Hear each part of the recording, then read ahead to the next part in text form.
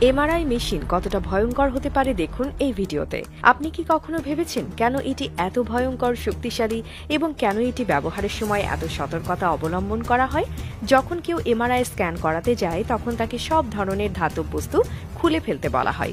ঘড়ি, আংটি, chain, belt, mobile সবকিছু বাইরে রেখে তারপর স্ক্যানের জন্য পাঠানো হয়। কিন্তু কেন? এটা কি শুধুই হাসপাতালের নিয়ম, নাকি এর পেছনে লুকিয়ে আছে ভয়ঙ্কর কোনো কারণ? এমআরআই মেশিন আসলে কি? এটা এমন একটি অত্যাধুনিক চিকিৎসা যন্ত্র যা আমাদের শরীরের ভেতরের সমস্ত অঙ্গ প্রত্যঙ্গের কার্যকলাপ স্পষ্টভাবে দেখাতে পারে। সাধারণ এক্স-রে বা সিটি স্ক্যান যেখানে শরীরের নির্দিষ্ট অংশের ছবি তোলে, সেখানে এমআরআই মেশিন পুরো শরীরের গভীর অংশ পর্যন্ত বিশদভাবে বিশ্লেষণ করতে পারে। কিন্তু এর কাজ করার পদ্ধতি একেবারেই ভিন্ন। এখানে ক্ষতিকর রেডিয়েশন ব্যবহার করা হয় না, বরং অত্যন্ত শক্তিশালী ম্যাগনেটিক ফিল্ড তৈরি করে শরীরের ভেতরের ছবি তোলা হয়।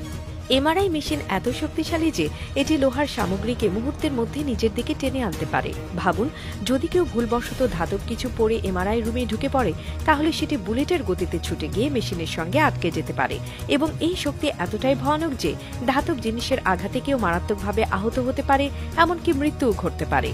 এমআরআই মেশিন ব্যবহার করার সময় সবচেয়ে বড় বিপদের একটি হল শরীরের ভেতরে থাকা ধাতব বস্তু। যদি কারো শরীরে অস্ত্রোপচারের মাধ্যমে পেসমেকার, কৃত্রিম জয়েন্ট বা স্টিল প্লেট বসানো থাকে, তাহলে এমআরআই শক্তিশালী চৌম্বক ক্ষেত্র সেগুলোকে নড়াচড়া করাতে পারে, যা প্রাণঘাতী হতে পারে। এই কারণেই এমআরআই স্ক্যানের আগে রোগীর সঙ্গে বিস্তারিত জিজ্ঞাসাবাদ করা হয় এবং নিশ্চিত করা হয় যে তার শরীরে কোনো ধাতব বস্তু নেই। এমআরআই মেশিন শুধু চৌম্বক ক্ষেত্রের জন্য বিপজ্জনক নয়, এটি উচ্চমাত্রার রেডিয়েশন তৈরি করে যা দীর্ঘমেয়াদে শরীরের কোষের উপর গভীর প্রভাব ফেলে। গবেষণায় দেখা গেছে, যদি কেউ 4 থেকে 5 বার এমআরআই স্ক্যান করায়, তাহলে তার ক্যান্সারের ঝুঁকি 75% পর্যন্ত বেড়ে যেতে পারে। এমআরআই মেশিন ব্যবহারের জন্য ডাক্তাররা কখনো অকারণে কাউকে স্ক্যান করানোর পরামর্শ দেন না। শুধুমাত্র গুরুতর মেডিকেল পরিস্থিতিতে, যখন শরীরের ভেতরের নির্দিষ্ট কিছু সমস্যা বুঝতে উন্নত ইমেজিং দরকার হয়, তখনই এটি করা হয়।